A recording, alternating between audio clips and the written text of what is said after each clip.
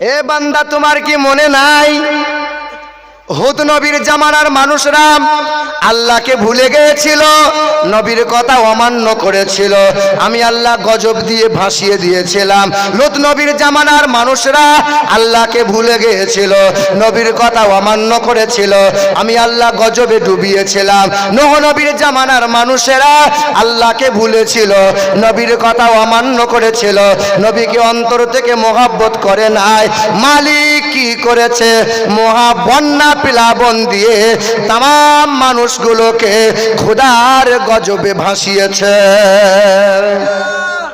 নূহ নবী 950 বছর দাওয়াত দিল, 950 বছর দাওয়াত দিয়ে 80 থেকে 82 অথবা 40 থেকে 42 জন মাত্র কালেমা পড়ে ইমানদার হয়েছিল। কত বছর দাওয়াত দিয়ে? 40। কত বছর? 950 বছর। কতজন ইমানদার হয়েছে? 80 থেকে 82 অথবা 40 থেকে 42 জন। নূহ নবী মালিকের দরবারে হাতখানা তুলে দিলেন, আল্লাহকে বললেন, ইন্না দাওয়াতি কওমি লাইলাও ওয়া নাহারা। আল্লাহ পাক, আমি রাতের বেলায় মানুষের দুয়ারে দুয়ারে ইমানের বার্তা দিই, দিনের বেলায় মানুষের কাছে গিয়ে হাতে ধরে ধরে কালেমার বাণী প্রচার করি। ও আল্লাহ পাক, ফালাম ইয়াজিদহুম দুআই ইল্লা ফিরারা। তারা মুখ ফিরিয়ে নেয়, তারা আমাকে গালমন্দ করে, ছোট বড় কথা বলে মালিক তোমার কথা অমান্য করে ঘুরে যায়। আল্লাহ, তুমি গজব নামিয়ে দাও। আল্লাহ আল্লাহ পাক জিজ্ঞাসা করলেন, নূহ নবী, কেন গজব দেব? ইন্নাকা ইউতাদারহুম ইদিল্লু ইবাদাকা ওয়া লা ইয়ালিদু ইল্লা ফাজিরান কাফফারা। রব্বুল আলামিন, এই জামানার মানুষগুলোর সন্তানাদি হবে, বংশ বিস্তার হবে, তারাও তোমার হুকুমের অমান্য করে যাবে। আমি নবীর তরিকা, আমি নবীর কথাকে অমান্য করে গালমন্দ করবে। আল্লাহ পাক, তোমার গজব নামিয়ে দাও, আর সহ্য করা সম্ভব নয়। আল্লাহ পাক বললেন, ওগো নূহ নবী, ওয়াসনাইল ফুলকা বিআয়ুনিনা। ও নূহ নবী, তুমি একটা নৌকা তৈরি করো। তুমি তোমার আল্লাহ পাকের হুকুমে তত্ত্বাবধানে একটা নৌকা তৈরি করো। ওই নূহ নবী নাজিউল্লাহ আল্লাহকে জিজ্ঞাসা করলেন, আল্লাহ, নৌকাটা স্টিলের বানাবো না কাঠের তৈরি করব? আল্লাহ পাক বললেন, নূহ নবী পয়গম্বর, ওই নৌকাটা কাঠের তৈরি করো। আল্লাহ পাক, কোন কাঠ দিয়ে তৈরি করব? আল্লাহ পাক বলেন, শাল কাঠ দিয়ে তৈরি করো। নূহ নবী নাজিউল্লাহ জঙ্গলে জঙ্গলে খোঁজ লাগালেন, শাল কাঠ তো কোথায় পাওয়া যায় না, শাল গাছ তো কোথায় নাই। আল্লাহ পাক জিবরিল ফেরেশতার মাধ্যমে শাল গাছের চারা দিলেন, নূহ নবী শাল গাছ লাগিয়ে দিলেন। 20 বছর অপেক্ষা করলেন, গাছগুলো মোটা হয়ে গেল, গাছগুলো লম্বা হয়ে গেল। ওই শাল গাছ 20 বছর পরে নূহ নবী কাটতে লাগলেন। নূহ নবী কাটার পরে পাটা তৈরি করলেন। নূহ নবী নাজিউল্লাহ নৌকা তৈরি করবেন, আল্লাহকে জিজ্ঞাসা করেন, আল্লাহ, নৌকাটা কেমন করে তৈরি করব? আল্লাহ পাক বললেন, নূহ নবী, ওই নৌকাটা লম্বাই করো 80 গজ, চওড়াই করো 50 গজ, আর সামনের দিকে আসমানের দিকে উঁচু হবে 30 গজ। শাল গাছটা সর্বপ্রথম পৃথিবীর ইতিহাস বলেছে নূহ নবীর জামানা থেকে শাল গাছ পেয়েছি। আর নূহ নবী কি করলেন? আল্লাহ পাকের হুকুমে নৌকা তৈরি করলেন। 80 গজ লম্বা, 50 গজ চওড়া, 30 গজ সামনের দিকে উচ্চতা। নূহ নবী নৌকা তৈরি করে নিলেন। নূহ নবী যেমন নৌকা তৈরি হয়ে গেল, বেঈমানেরা ঠাট্টা করতে লাগলো, বেঈমানেরা ব্যঙ্গ করতে লাগলো। নূহ নবী শুকনোর সময়ে, খরার সময়ে নৌকা তৈরি করে নূহ নবী মাটির ওপরে নৌকা কেমনে চালাবে? সব হিংসা ঠাট্টা করে ওই নৌকাতে একে একে যায় আর পায়খানা করে দেয়। নূহ নবীর সংখ্যা, উম্মতের সংখ্যা কতজন? 40 থেকে 42 জনা। তাই বেঈমানেরা নৌকাতে পায়খানা করে। একদিন, 2 দিন, 1 জন, 5 জন, 10 জন নয়, পায়খানা করতে করতে করতে করতে নৌকা ভরিয়ে তুললো। নৌকা ভরিয়ে তুললো। আল্লাহ পাক ছোট্ট একটা গজব দিল। যারা পায়খানা করেছে জালিমদের শরীরে সব ঘা হয়ে গেল, ঘা হয়ে গেল। একজন রাত কানা ব্যক্তি, এই ব্যক্তিটা রাত কানা, এরও মনে ইচ্ছা নূহ নবীর নৌকাতেই পায়খানা করব। তো নৌকাতে উঠেছে। নৌকাতে ওঠার পরে কিনারায় বসে যেমন পায়খানা করতে গেছে, স্লিপ খেয়ে পায়খানাতে পড়ে গেছে। এই পায়খানা অবস্থায় দেহ নিয়ে যখন বাড়ি আসে, তা বিবি জিজ্ঞাসা করে, তোমার শরীরে যে এত ঘা ছিল, ঘাগুলো কোথায় গেল? তো ধোয়ার পরে দেখছে শরীরের ঘা নাই, দাগও নাই। তো তামাম ব্যক্তি যারা পায়খানা করেছিল সকলের দেহে ঘা। চিন্তা করলো যে আমাদের দেহ ঘা, তাহলে মলমে দারুণ কাজ হচ্ছে। তো এর দেহে পায়খানা মেখে যদি ঘা ভালো হয়, তো আমরাও কাজ করি, পায়খানা মাখি। যারা পায়খানা করেছিল আল্লাহ আবার তাদেরকে দিয়ে পায়খানা পরিষ্কার করাচ্ছে। তাম জালিমরা আবার সেই নৌকা থেকে পায়খানা মাখতে শুরু করলো। পায়খানা নৌকা থেকে ধুয়ে ধুয়ে মেখে নিল, নৌকা পরিষ্কার হয়ে গেল। আজ যারা জালিম মুনাফিকের দল নবীর শানে বেয়াদবি করছে, ওলি আউলিয়াদের শানে বেয়াদবি করছে, একদিন জেনে রাখবে তারাই আবার ওলি আউলিয়ার পা ধরে আর নবীর শানে দরুদ পড়ে তারা ক্ষমা চাইতে বাধ্য হবে। হে মুসলমান শিক্ষিত বন্ধুরা, নূহ নবী জিজ্ঞাসা করলেন আল্লাহ পাক, নৌকাটা কয়তলা বানাবো? আল্লাহ পাক বললেন, নূহ নবী নৌকা 3 তলা বানাবে।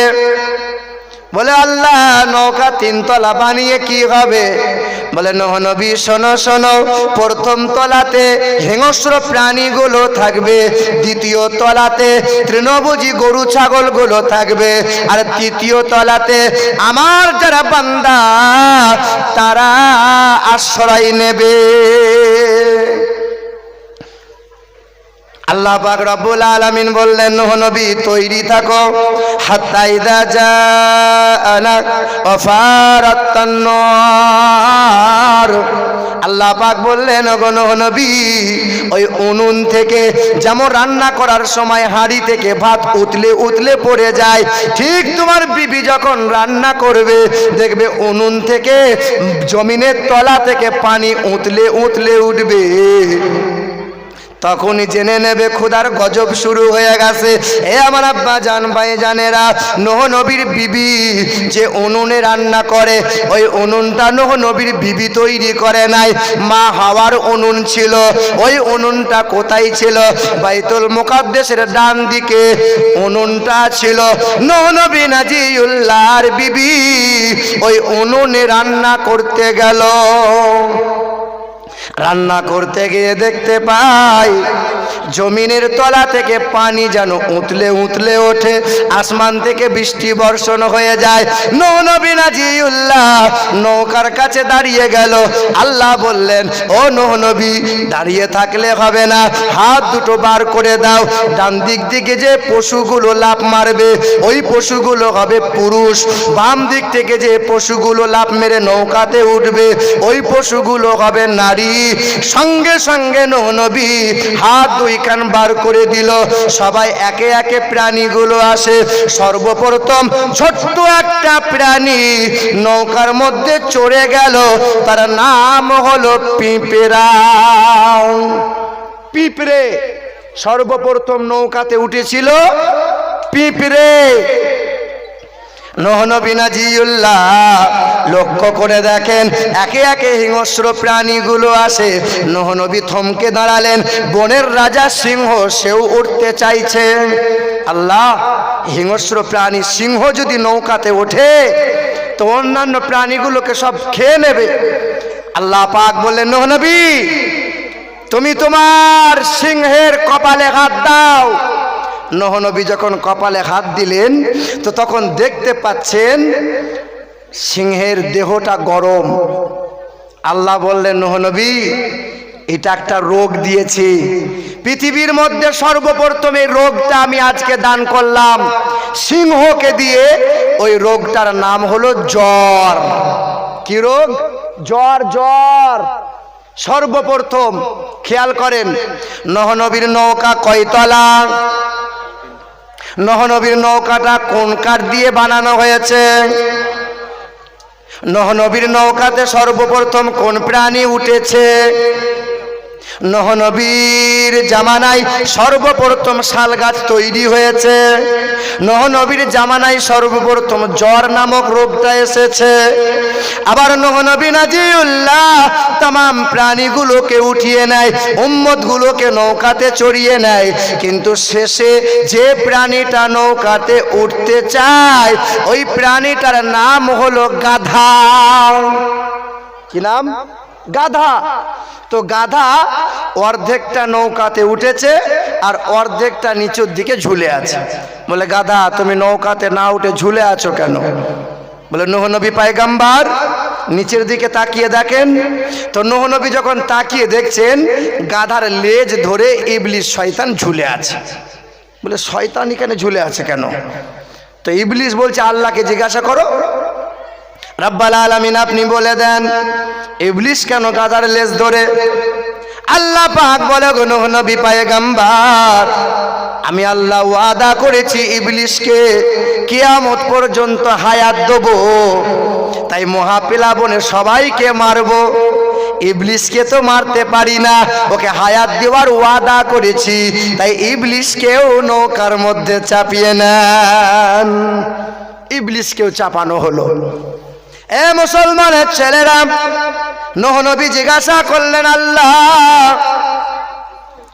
এই নৌকাটা চালাবে কে? কেমন করে চলবে?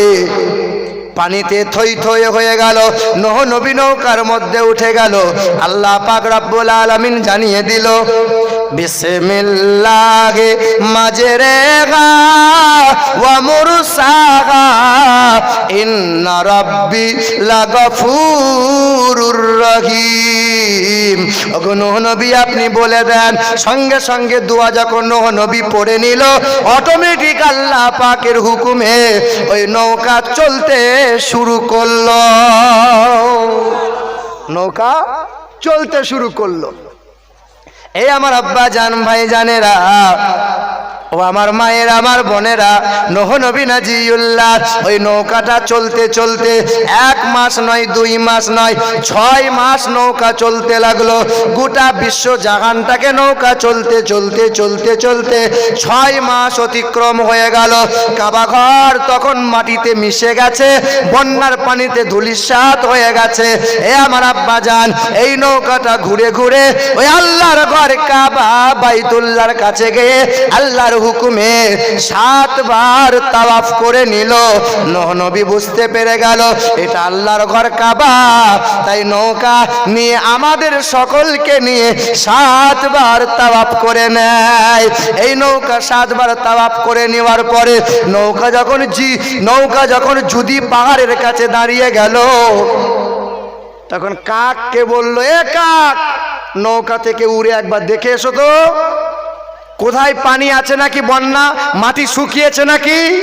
তো কাক উড়ে গিয়ে দেখে কাক আর আসে না। আল্লাহ বললেন, এ কবুতর পায়রা তুমি একবার যাও। তো কবুতর পায়রা গেল আর এসে বলল, ও নূহ নবী পয়গম্বর, বন্যার পানি আর নাই, শুকিয়ে গেছে। কিছু সময় পরে কাক তখন ফিরে আসছে। নূহ নবী জিজ্ঞাসা করে, কাক তুমি কোথায় ছিলে?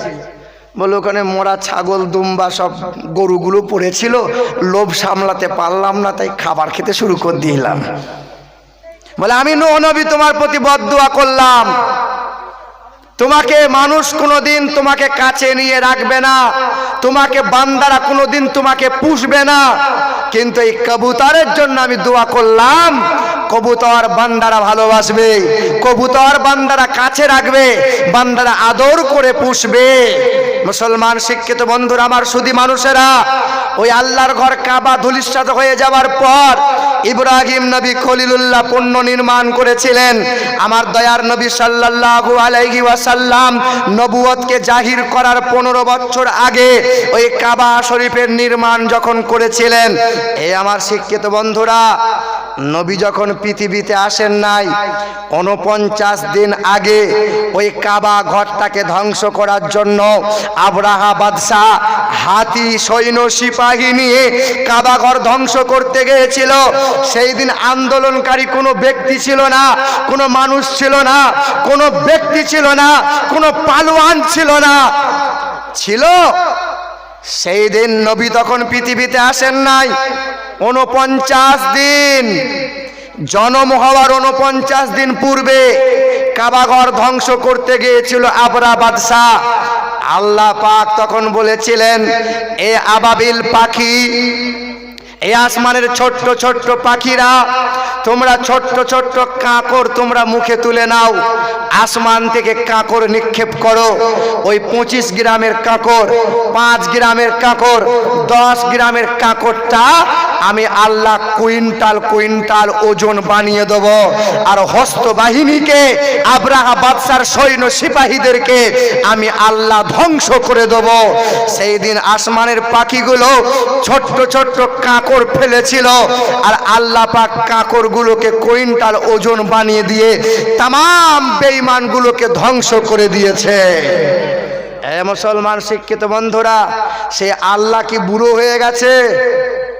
ওই আল্লাহ কি নাই নাকি?